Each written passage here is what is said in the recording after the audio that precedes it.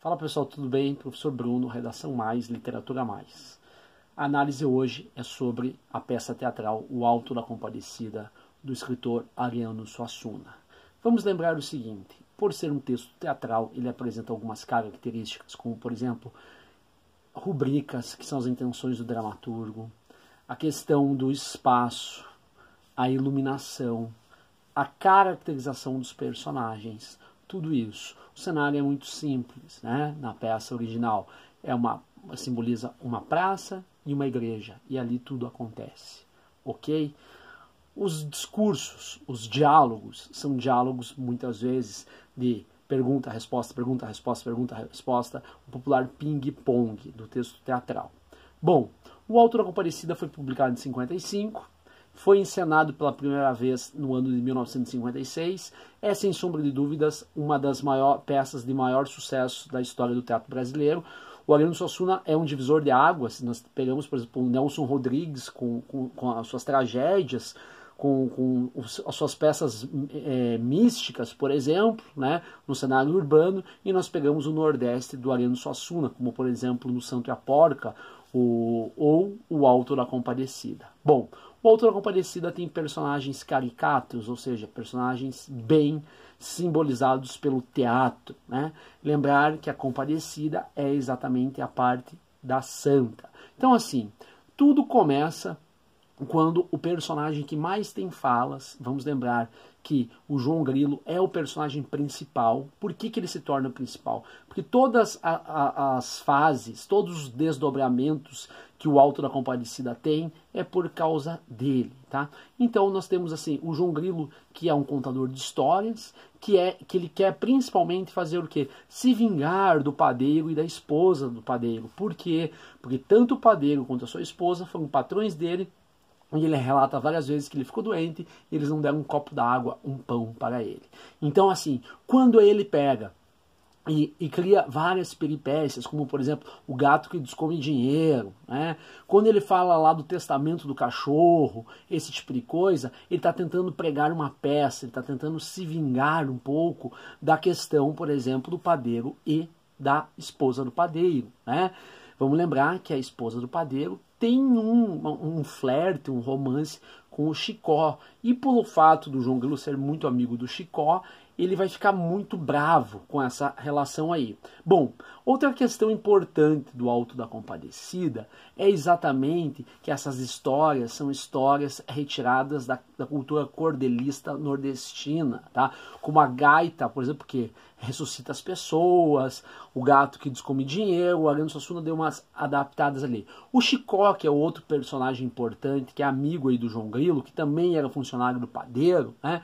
O Chicó é medroso, o Chicó nunca sabe muito bem o que está acontecendo, ele fala uma coisa, né, mas não sabe muito bem o que está dizendo. Então presta atenção nesses dois personagens aí.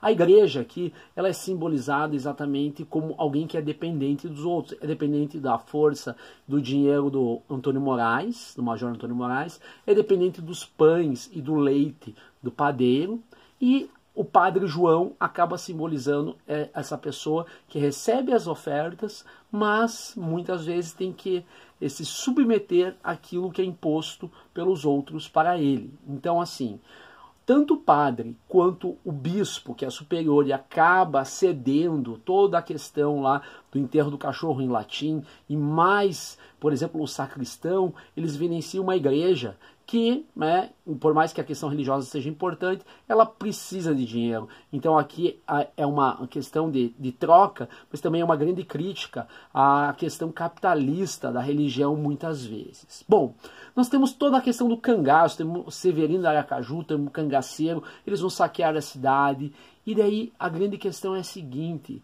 as peripécias do João Grilo, inclusive, olha só, padeiro e a esposa, com a questão do benzimento do cachorro e depois o testamento do cachorro. Depois o Severino, que era devoto de Padre Cícero, santo popular nordestino, ele fala que se ele morrer, ele vai ter encontro com o Padre Cícero. Aí depois, João Grilo, né, no purgatório, vai indagar a Deus, perguntando quando que ele vai voltar, que ele não sabe. Então, assim, esse personagem, ele é importantíssimo para o desenvolvimento da peça, ok? Nós sabemos, por exemplo, que a alegoria dos tiros por exemplo, que matam, lá estão saqueando, todo mundo vai morrer, a cena da morte do padeiro e da esposa, né? Um, por exemplo, que é na frente do outro e um tiro acaba matando os dois. Então, assim, todos morrem, fica só o Chicó. E lá no purgatório, o encourado, que é um demônio vaqueiro, enfim, pode ser uma grande sátira aos tribunais aí, vai começar, ele quer punir todo mundo. Do outro lado, um Jesus Cristo negro, né? Isso também mostra exatamente uma questão crítica, uma desconstrução daquilo que nós convencionalmente conhecemos como processo religioso, um Cristo negro. E Cristo já é cândido, é franciscano, vai querer dialogar. E quem que vai interceder? Quem que vai pedir a presença, falando que precisa de um julgamento honesto?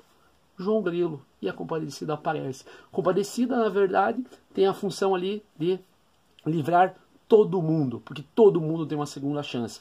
Olha aí, o EPG já perguntou, falando que o Severino foi o único que não foi perdoado. A Compadecida acaba perdoando todo mundo.